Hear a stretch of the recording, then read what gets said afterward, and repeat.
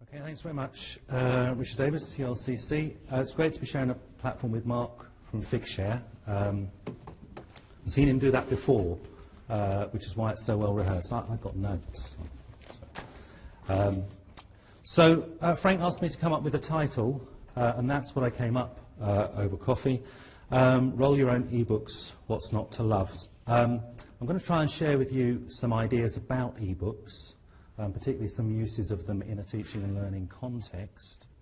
I've grown quite interested in them lately because I think there's really a convergence of technologies going on that's finally made them a reality and uncovered their potential. Now, many people will say that ebooks have been around for a long time, and in some respects they have, and I'll talk about that in a minute.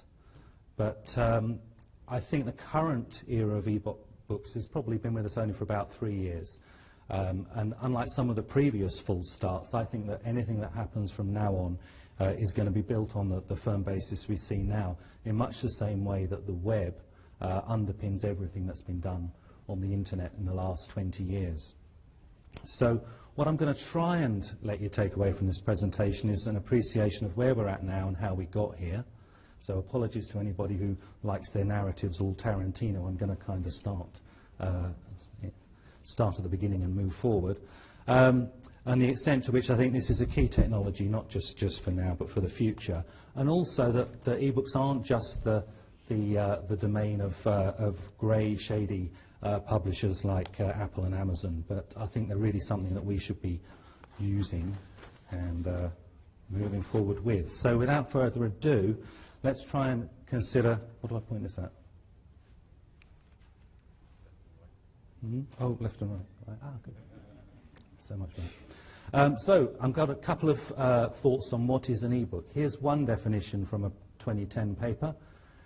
Electronic books are distinct from books in terms of media distribution, functionality management, quantity, copyright and fair use, information technology, cost, typology, reading device specificity, pricing, accessibility, publishing model, book news and peer reviews, service model, quality assurance, standards and interoperability, user preferences, layout and paging, and contextual reading. Apart from that, we know what we're dealing with.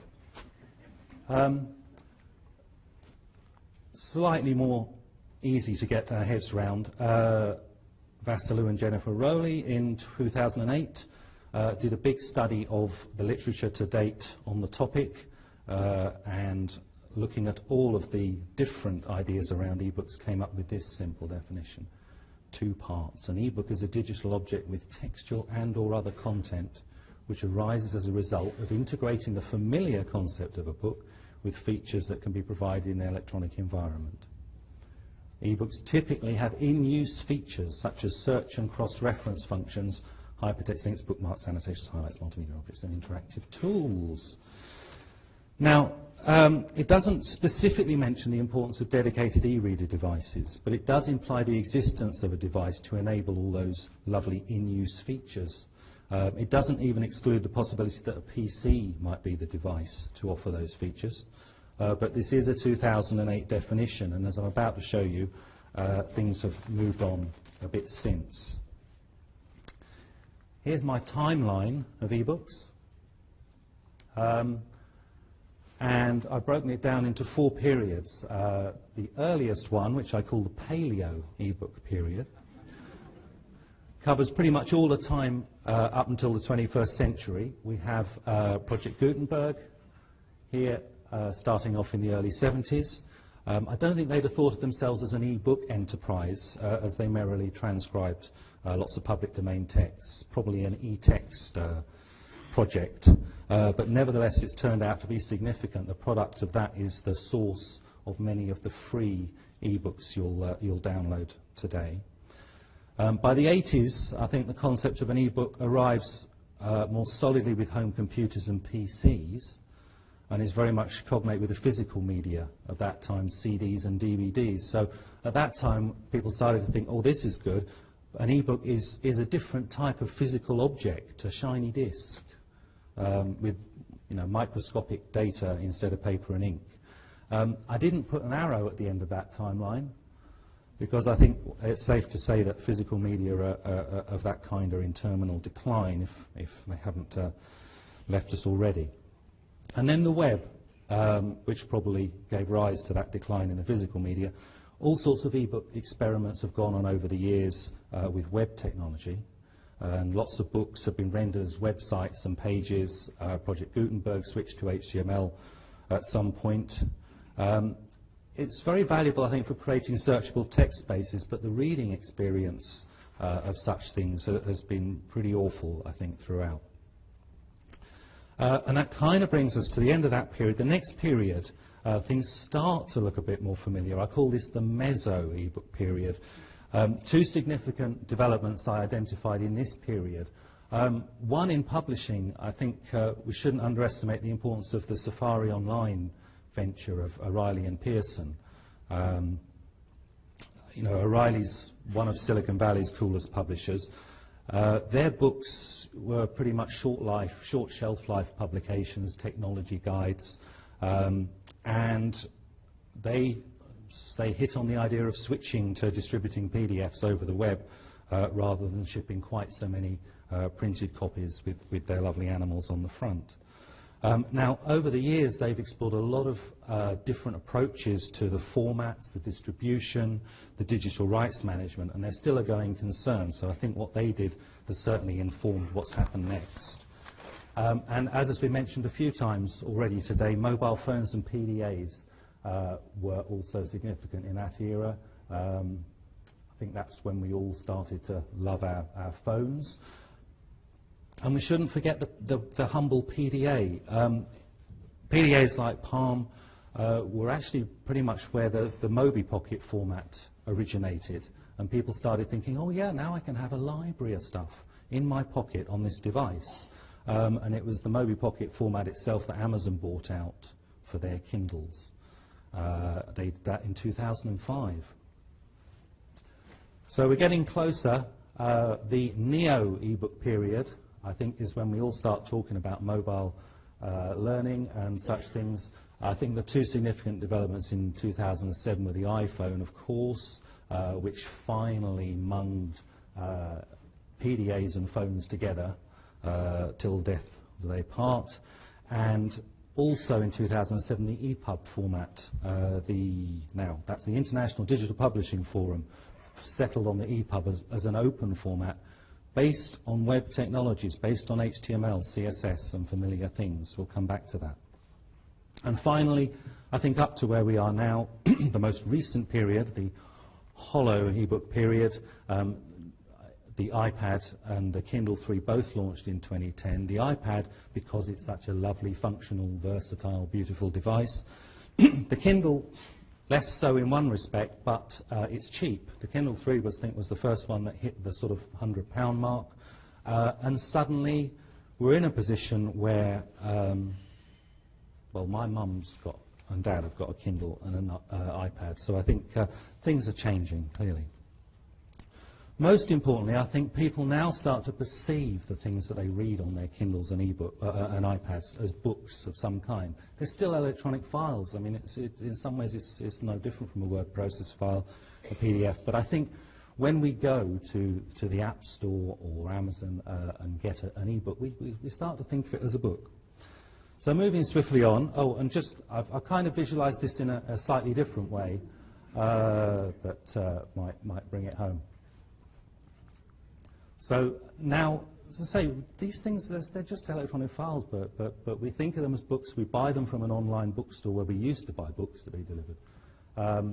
And Apple, of course, have their endeavour in this field, and significantly to us, the iTunes U platform.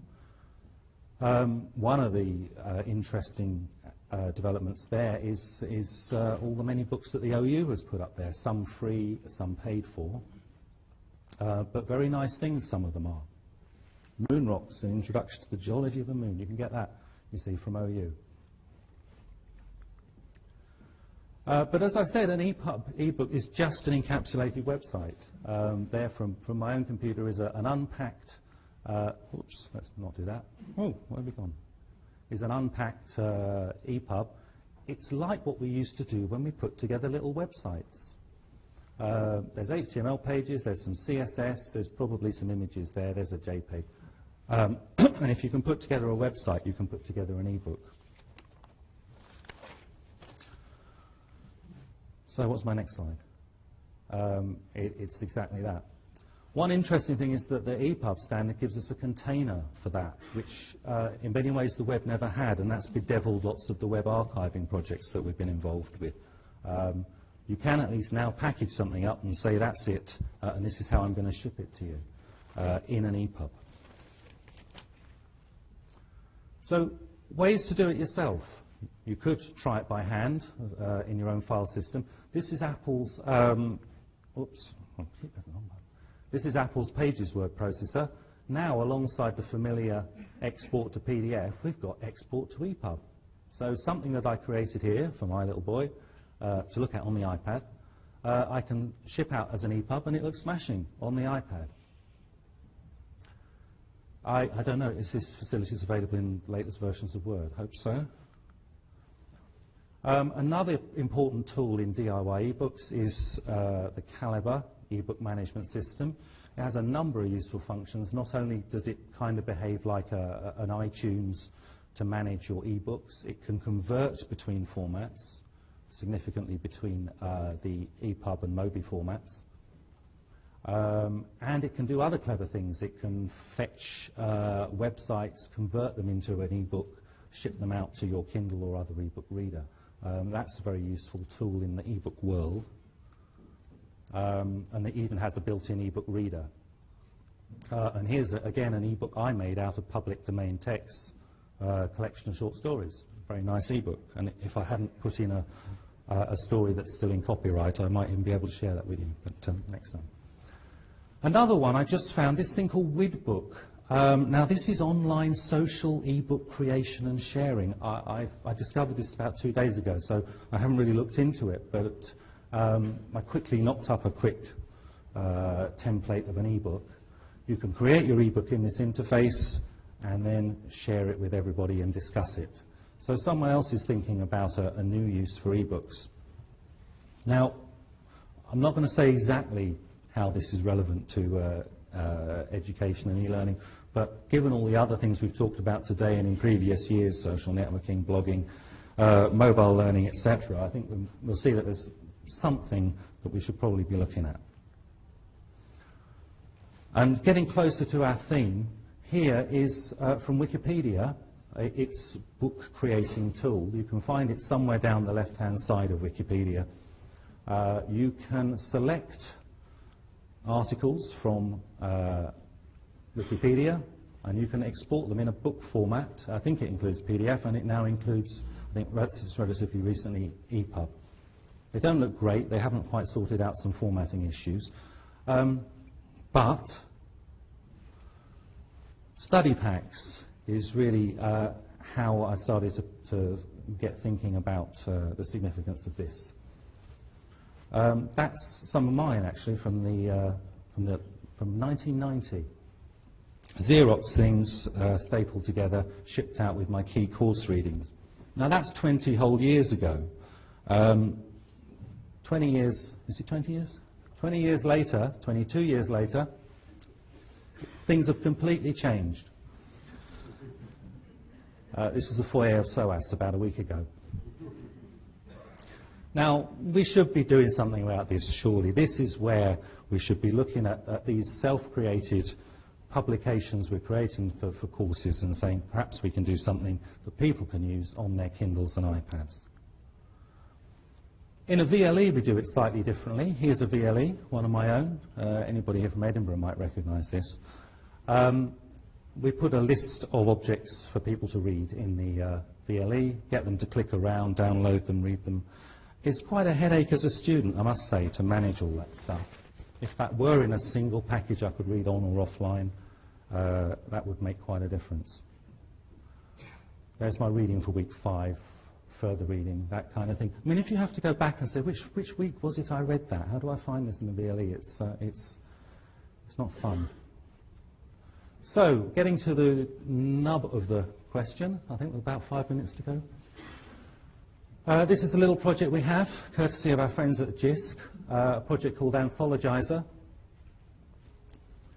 We're looking at EPrints repositories, which is very much a staple of what I work with, and we're developing a plugin to export items in those repositories in an EPUB format.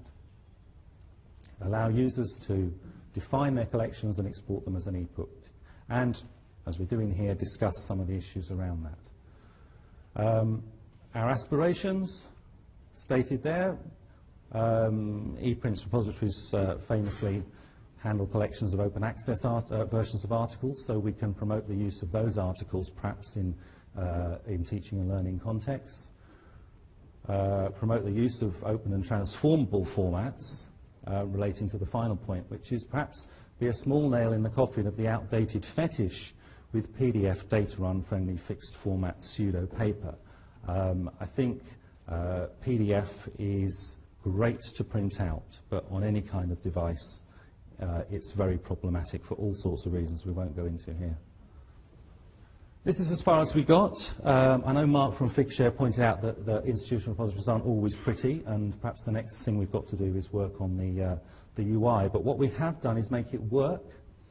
In ePrints, you can build a shelf of items that you've selected from the repository, and thanks to the work of my dedicated team of developers, you can export it as an EPUB. And that's as far as we got with it working. We now want to work on the user interface to this, and also some of the finer points, like making sure the book expresses all the licensing information and authorship and that kind of essential information which we can generate automatically because the repository maintains it. Related to that, we also use the same software for image collections, and again I think we can see where there might be a teaching and learning use for this. If we can export the same items, selected items from such a repository, this is from the name collections that we manage, you can actually make this into a smashing ebook. I mean, when you start flipping through this on an iPad, and you've got these wonderful 200-year-old specimen images on one side and all the botanical metadata and description on the other, it's a very convincing coffee table ebook, no doubt with educational applications too. And related to that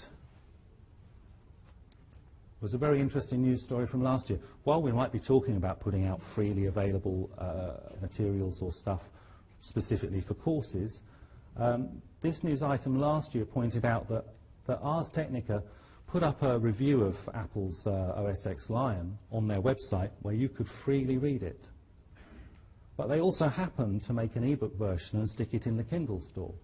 And so many people downloaded it that they apparently made $15,000. How much did that? I don't know how much they shipped it out for. They are $5 a pop. So many people were prepared to pay $5 to get the ebook, even for material that was freely available elsewhere online. So there's something to think about. So concludingly, e-books took a long time coming, but they're here to stay. E-readers and tablets are everywhere. The format's increasingly ubiquitous, well understood, extensible, and hackable. And you don't like me using that word, do you? And I think e-book anthologies of study packs offer many advantages and are clearly where we should be going with materials from repositories, research repositories, e-learning repositories, OER repositories, maybe even something for Figshare to think about. And or the small print. If we can get around issues like copyright and converting from PDF, it's not all good news. And so on that note, I think I can say thank you.